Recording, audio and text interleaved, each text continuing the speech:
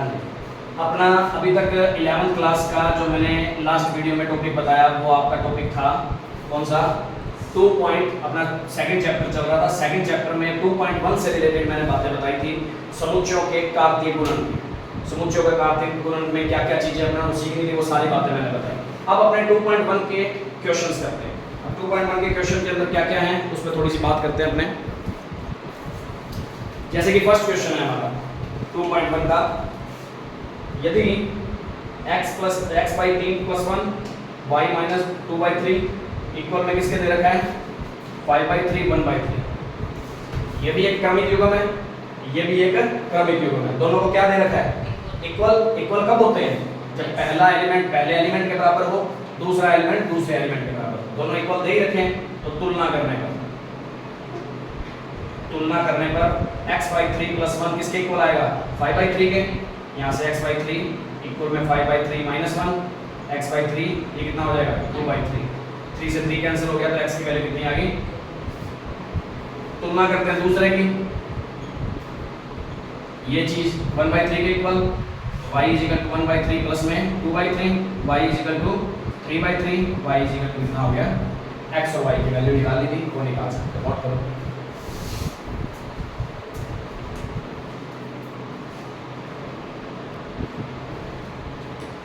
अब देखो अपने क्वेश्चन के अंदर सेकंड क्वेश्चन की बात करते हैं। ये फर्स्ट क्वेश्चन था 2.1 का, अपने अब सेकंड क्वेश्चन की बात करते हैं।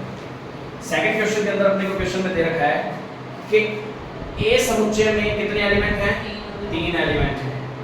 तो इसको इस तरीके से लिख सकता हूं, इसको क्या लिखेंगे ए समुच्चय में या समुच्चय ए में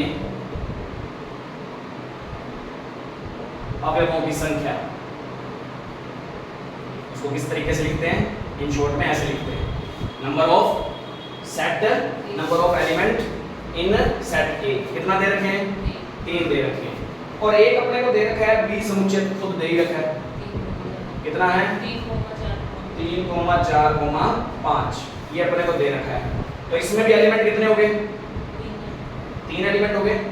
समुच्चय बी में अवयवों की संख्या ऐसे लिख सकते हैं, समुच्चय बी में अवयवों की संख्या, ठीक है, वो इस तरीके से लिख सकता हूं मैं। दे दिया, इसके अंदर 3, इसके अंदर 3। अब वो पूछ रहा है क्वेश्चन में अपने से कि ए क्रॉस बी में अवयवों की संख्या बताओ। तो ए क्रॉस बी में अवयवों की संख्या, number of A cross B, इस सेट के अंदर एलिमेंट के नंबर, ठीक है, कितने आएंगे। मैंने अभी फॉर्मूला बताया था, ये होता है लास्ट वीडियो में, ये फॉर्मूला बता गया था, ठीक है। तो ये कितना हो जाएगा 3, ये 3, तो इसका मतलब इसमें एलिमेंट कितने हो जाएंगे 9 हो जाएंगे। कर लो ऐसे क्वेश्चन, करो नोट।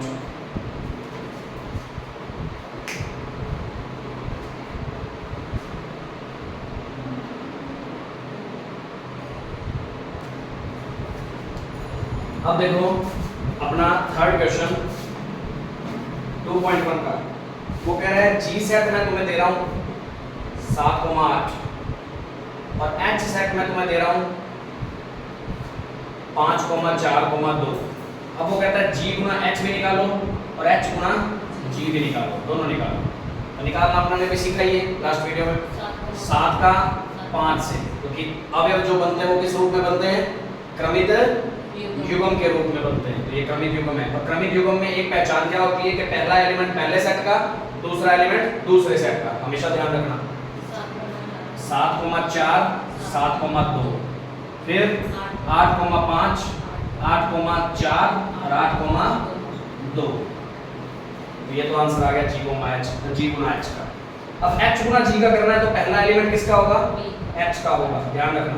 तो 5, दूसरे का एलिमेंट 7, फिर 5,8, फिर 4,7 4,8 और 2,7 और 2,8। इस बार में कोई प्रॉब्लम है तो बताओ, बस यही आंसर है, नोट करना चाहो तो करो।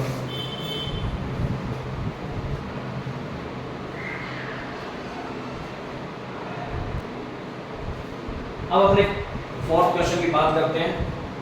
फोर्थ क्वेश्चन के अंदर अपने को कहा गया है कि सत्य असत्य के बताइए।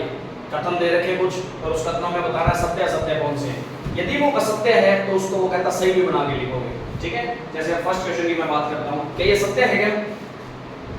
P सेट दे रखा है अपने को m into n और Q n into m और P into Q कितना दे रखा है इसके अकॉर्डिंग? mn और nm। क्या सही है? इसके कितने एलिमेंट? इसके भी कितने एलिमेंट? तो इनके गुणों में कितने एलिमेंट? 4 आने चाहिए, पर ये कितने कह रहा है? तो ये बात सच है या गलत है? इसका मतलब ये गलत है, असत्य है, इसलिए अपने ये वाला नहीं लिखेंगे, हम उसको सही बना के लिखेंगे। तो लिख देना यह कथन असत्य है और सही कौन सा है वो देखते हैं। m का किससे पहले? n से, फिर m का m से, फिर n का n से, फिर n का m से। तो ये सत्य होगा यहाँ। समझ आ रही बात? एक बार रुक जाओ, पहले अगला देख लेते हैं साथ में, फिर इकट्ठे नोट करना। अगला क्या बोलता है? यदि समुच्चय A और B अरिक्त समुच्चय हैं, A और B अरिक्त मतलब,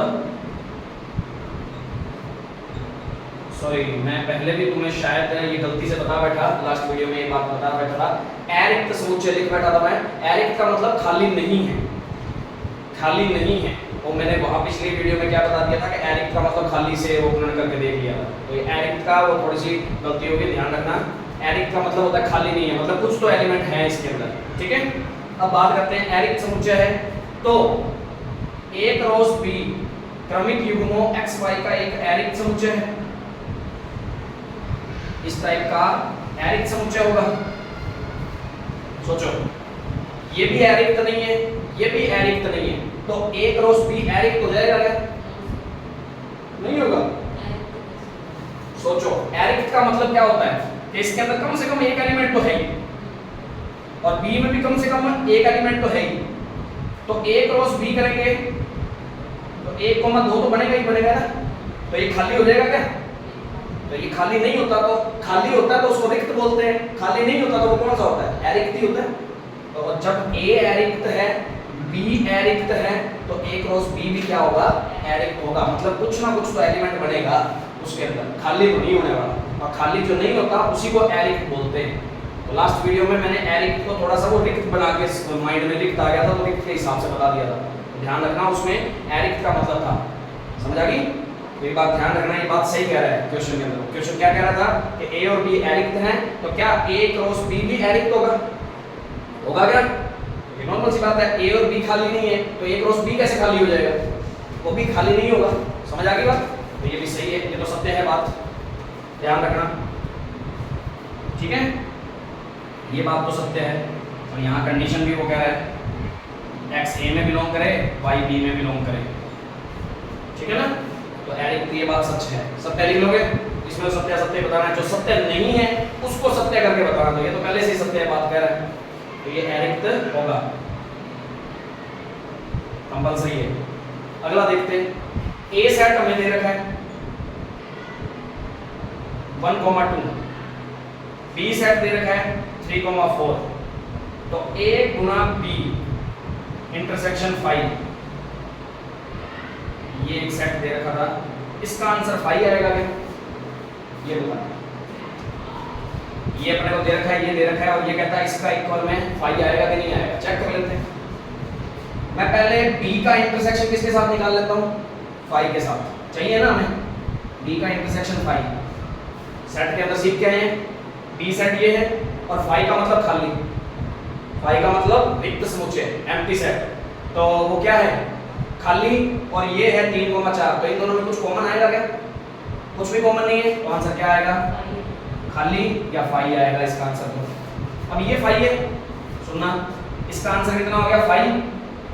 अब इसकी वैल्यू निकाल रहा हूं मैं, तो A क्रॉस 5 करना है मेरे को। अब सुनो, A कौन सा है सेट?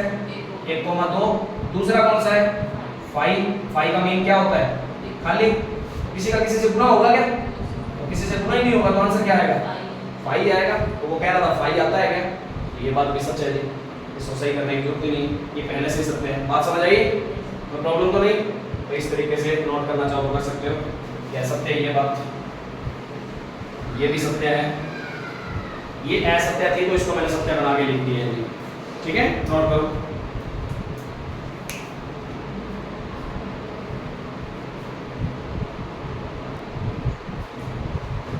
अब देखो अपने बात करते हैं फिफ्थ क्वेश्चन की।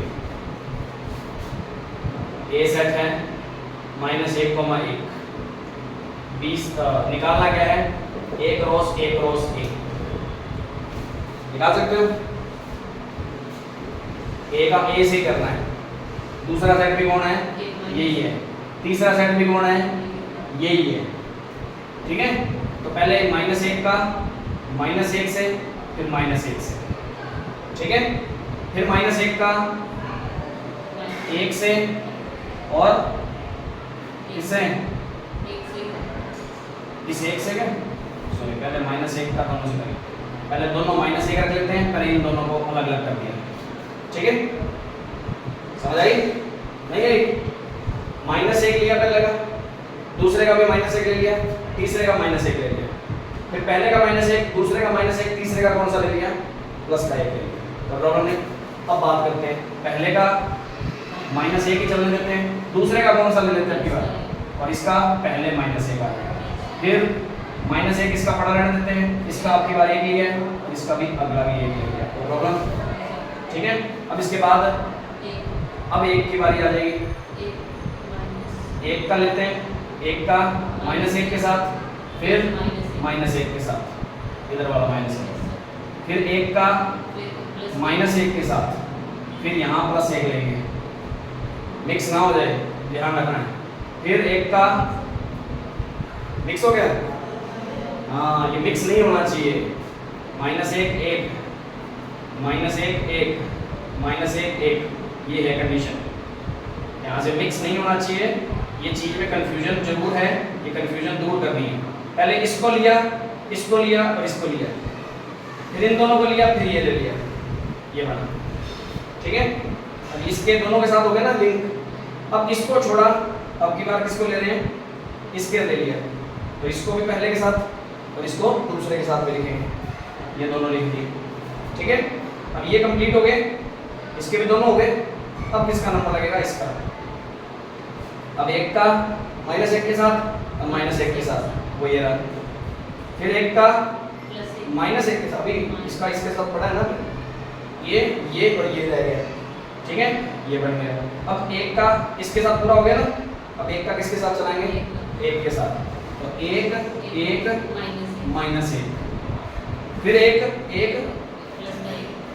1 1 प्लस 1, चेक भी कर लो, इसके 2 हुए, इसके 2 हुए, इसके 2 हुए, टोटल कितने बनेंगे, 8 ही बन रहेंगे, तो प्रॉब्लम तो नहीं, बस यही आंसर निकालना था। कर लो नोट, क्वेश्चन नंबर 5 है अपना, और हो गया बेटे, और तो सत्य वाला था, नहीं है।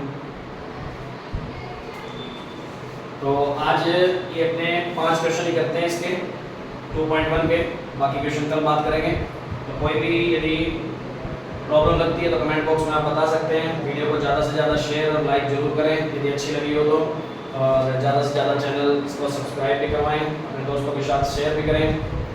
Thank you.